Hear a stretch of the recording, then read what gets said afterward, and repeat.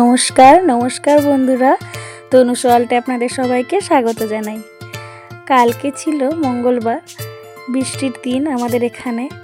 তো আমরা তাই দেশের বাড়িতে চলে গেছিলাম একটু মাংস করার জন্য।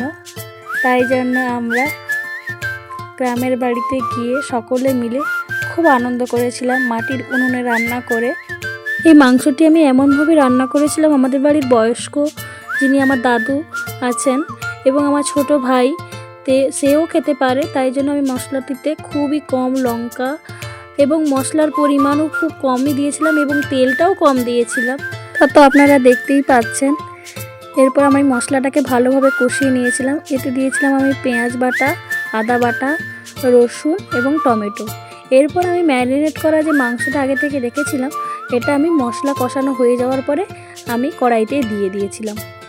কড়াইতে ম্যারিনেট করা মাংসটা দিয়ে দেওয়ার পরে এটিকে ঠিক 20 থেকে 25 মিনিট ধরে আমি এরকম নাড়াতে থাকবো।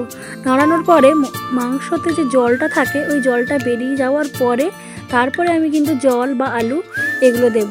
না হলে মাংস থেকে যদি জল না বেরোয় তাহলে মাংসের টেস্টটা কিন্তু সেখানেই নষ্ট হয়ে যায়। এরপরে দেখতে পাচ্ছেন আমি অলরেডি জল এবং আলু দিয়ে দিয়েছি। তারপরেও আমি কিছুক্ষণ ধরে নাড়াতে থাকছিলাম।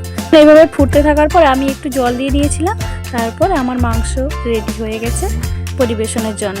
তাহলে বন্ধুরা, আজকের ভিডিওটি কেমন লাগলো তা অবশ্যই কমেন্টে জানাবেন। ভালো লাগলে লাইক করবেন, সাবস্ক্রাইব করবেন। তাহলে দেখা হচ্ছে পরবর্তী আরেকটি ভিডিওতে। ততক্ষণ ভালো থাকবেন, সুস্থ থাকবেন, সাবধানে থাকবেন। নমস্কার।